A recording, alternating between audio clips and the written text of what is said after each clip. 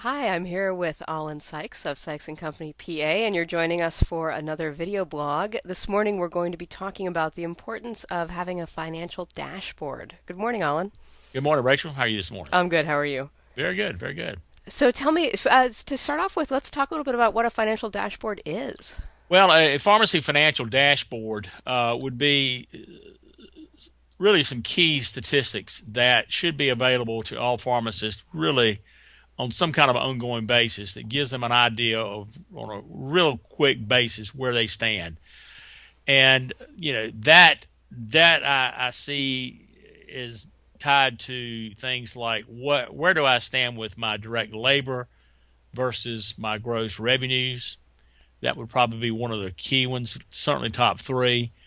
What is my gross margin in my pharmacy, both daily, weekly, and monthly, and how can I determine that easily, and how can I get that financial data quickly in my hands to be able to see how I'm doing vis-a-vis my peers, and versus the NCPA statistics that have just come out this week on the new Cardinal report.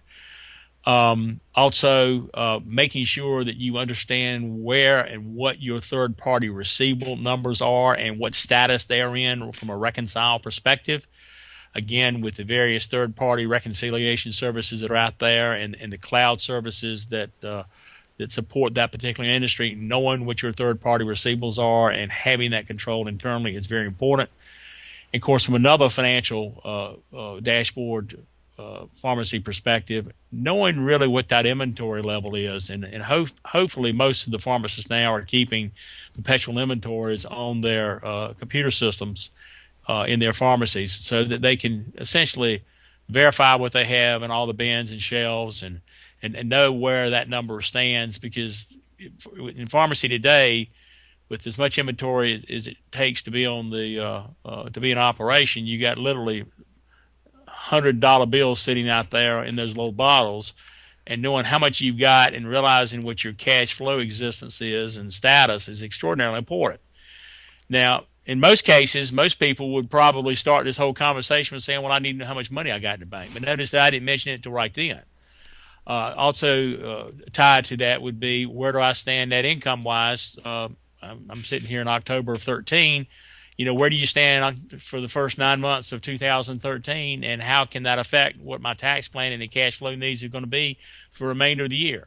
But those are some real key points that you need to make sure that your financial system and your financial statistics allow you to pull down, and having that available to you literally on a moment's notice are key and should be very critical to every community pharmacy.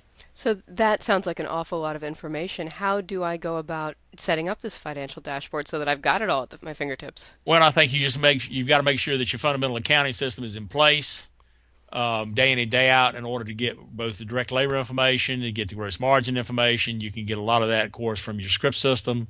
The perpetual inventory system typically comes from your script system. Your bank account reconcile information comes from, let's say, your QuickBooks information that hopefully is being kept in the cloud today in this environment. But having the right systems in place, using the computer systems that you already have and the services that you already are subscribing to give you that key criteria, and having somebody maybe in your pharmacy shoving that information in front of you on some kind of regular basis, I think is very important. It sounds like it is. Is this something that an accountant will set up?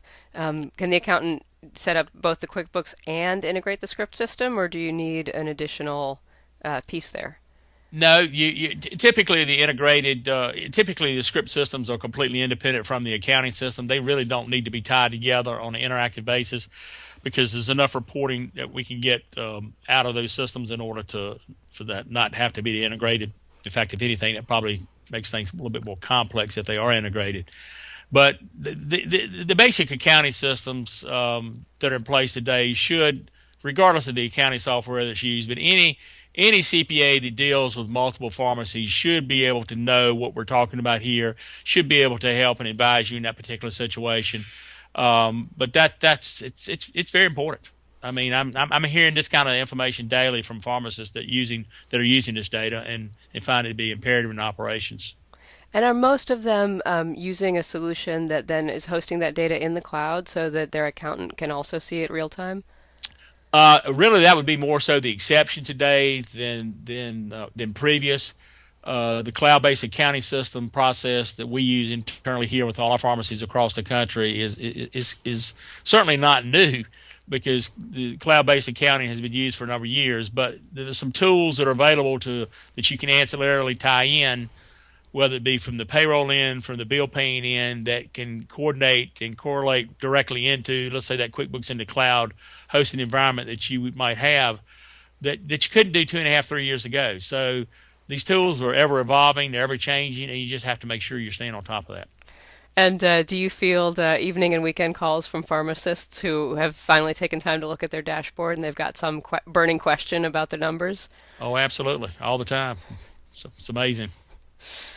It seems like that would be an important component of your dashboard, not necessarily expecting that everything is immediately going to make sense to you, but that you've got someone on call that can help Absolutely. translate that for you. Absolutely, and that's so critical to whoever you work with from an accounting perspective needs to be able to interpret and understand both the industry, the trends in the industry, as well as your particular pharmacy situation, whether you have one store or 5 stores or 10 stores. Each situation needs to be looked at and understood separately, and you need to fill scripts and you need to let the specialized accounting people take care of that aspect to help you. And give us just a tidbit about what are some of the things a pharmacist can do when they've really got this kind of dashboard implemented and that kind of support that they couldn't do without it. Well, the main thing is they can be proactive in their planning at year end, like right now. Again, we're in October 13.